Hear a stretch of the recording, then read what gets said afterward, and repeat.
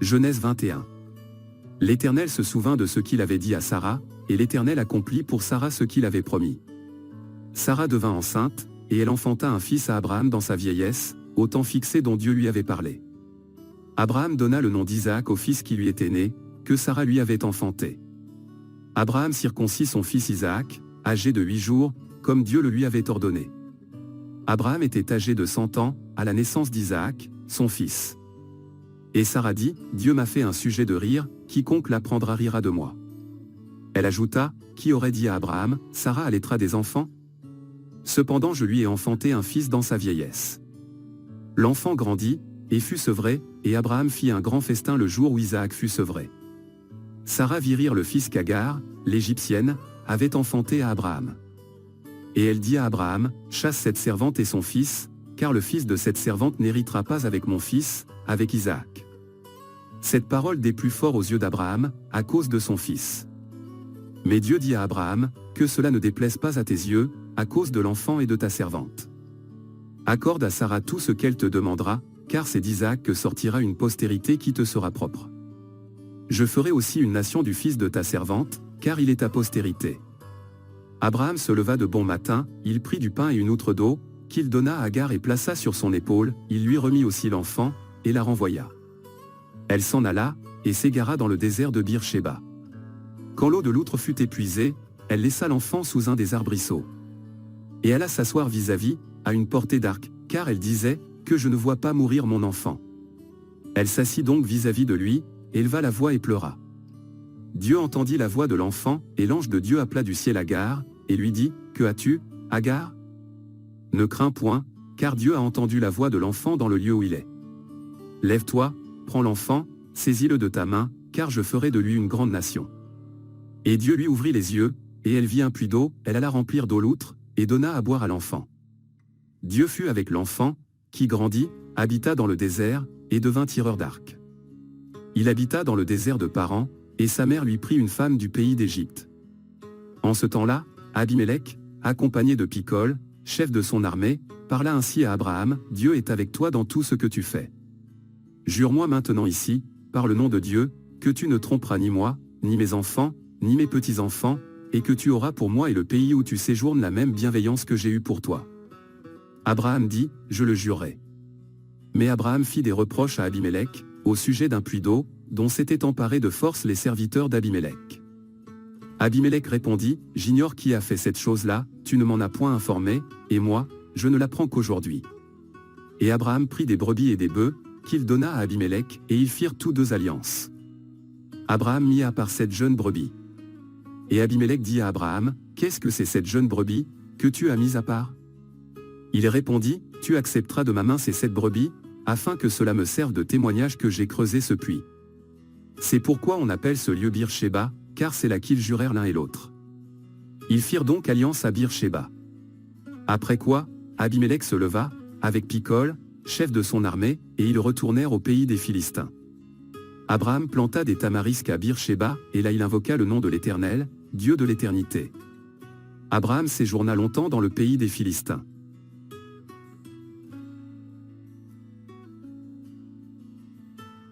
Genèse 22. Après ces choses, Dieu mit Abraham à l'épreuve, et lui dit, Abraham. Et il répondit, me voici. Dieu dit, prends ton fils, ton unique, celui que tu aimes, Isaac, va-t'en au pays de Morija, et là offre-le en holocauste sur l'une des montagnes que je te dirai. Abraham se leva de bon matin, sella son âne, et prit avec lui 2 serviteurs et son fils Isaac. Il fendit du bois pour l'holocauste, et partit pour aller au lieu que Dieu lui avait dit. Le 3e jour, Abraham, levant les yeux, vit le lieu de loin. Et Abraham dit à ses serviteurs, restez ici avec l'âne, moi et le jeune homme, nous irons jusque-là pour adorer, et nous reviendrons auprès de vous. Abraham prit le bois pour l'holocauste, le chargea sur son fils Isaac, et porta dans sa main le feu et le couteau. Et ils marchèrent tous deux ensemble. Alors Isaac, parlant à Abraham, son père, dit, mon père. Et il répondit, me voici, mon fils. Isaac reprit, voici le feu et le bois, mais où est l'agneau pour l'holocauste? Abraham répondit, mon fils, Dieu se pourvoira lui-même de l'agneau pour l'holocauste. Et ils marchèrent tous deux ensemble. Lorsqu'ils furent arrivés au lieu que Dieu lui avait dit, Abraham y éleva un autel, et rangea le bois. Il lia son fils Isaac, et le mit sur l'autel, par-dessus le bois. Puis Abraham étendit la main, et prit le couteau, pour égorger son fils. Alors l'ange de l'Éternel l'appela des cieux, et dit, Abraham. Abraham. Et il répondit, Me voici.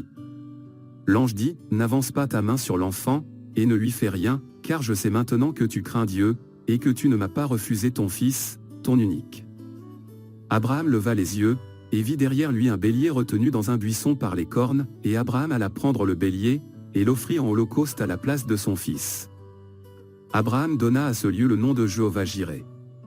C'est pourquoi l'on dit aujourd'hui, à la montagne de l'Éternel il sera pourvu.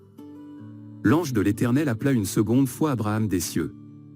Et dit, Je le jure par moi-même, parole de l'Éternel. Parce que tu as fait cela, et que tu n'as pas refusé ton fils, ton unique. Je te bénirai et je multiplierai ta postérité, comme les étoiles du ciel et comme le sable qui est sur le bord de la mer, et ta postérité possédera la porte de ses ennemis. Toutes les nations de la terre seront bénies en ta postérité, parce que tu as obéi à ma voix. Abraham étant retourné vers ses serviteurs, ils se levèrent et s'en allèrent ensemble à Bir-Shéba, car Abraham demeurait à Bir-Shéba. Après ces choses, on fit à Abraham un rapport, en disant, Voici, Milca a aussi enfanté des fils à Nachor, ton frère. Huth, son premier-né, Buz, son frère, Kemuel, père d'Aram. Kézed, Hazo, Pildash, Jidlaph et Bethuel. Bethuel a engendré Rebecca. Ce sont là les 8 fils que Milca a enfantés à Nachor, frère d'Abraham. Sa concubine, nommée Réhuma, a aussi enfanté Tébach, Gaham, Taach et Maca. Genèse 23. La vie de Sarah fut de 127 ans, telles sont les années de la vie de Sarah. Sarah mourut à Kirjath Arba, qui est Hébron, dans le pays de Canaan, et Abraham vint pour mener deuil sur Sarah et pour la pleurer. Abraham se leva de devant son mort, et parla ainsi au fils de Heth. Je suis étranger et habitant parmi vous, donnez-moi la possession d'un sépulcre chez vous, pour enterrer mon mort et l'ôter de devant moi. Les fils de Heth répondirent à Abraham, en lui disant, Écoute-nous, mon Seigneur. Tu es un prince de Dieu au milieu de nous, enterre ton mort dans celui de nos sépulcres que tu choisiras, aucun de nous ne te refusera son sépulcre pour enterrer ton mort. Abraham se leva, et se prosterna devant le peuple du pays, devant les fils de Heth.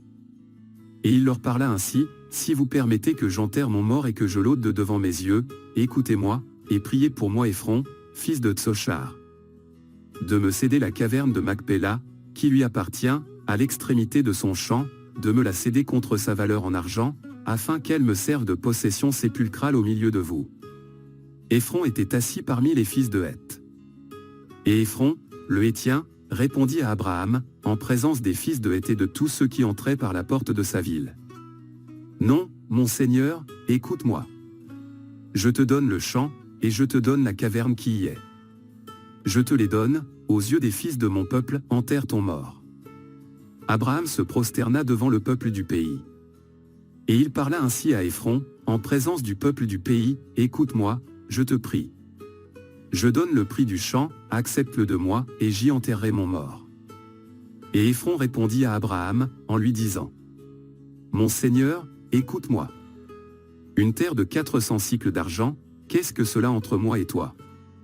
Enterre ton mort. Abraham comprit Éphron, et Abraham pesa à Éphron l'argent qu'il avait dit, en présence des fils de Heth, 400 cycles d'argent ayant cours chez le marchand. Le champ d'Éphron à Macpéla, vis-à-vis de Mamré, le champ et la caverne qui y est, et tous les arbres qui sont dans le champ et dans toutes ses limites alentour, devint ainsi la propriété d'Abraham, aux yeux des fils de Heth et de tous ceux qui entraient par la porte de sa ville. Après cela, Abraham enterra Sarah, sa femme, dans la caverne du champ de Macpéla, vis-à-vis de Mamré, qui est Hébron, dans le pays de Canaan. Le champ et la caverne qui y est demeurèrent à Abraham comme possession sépulcrale, acquise des fils de Heth.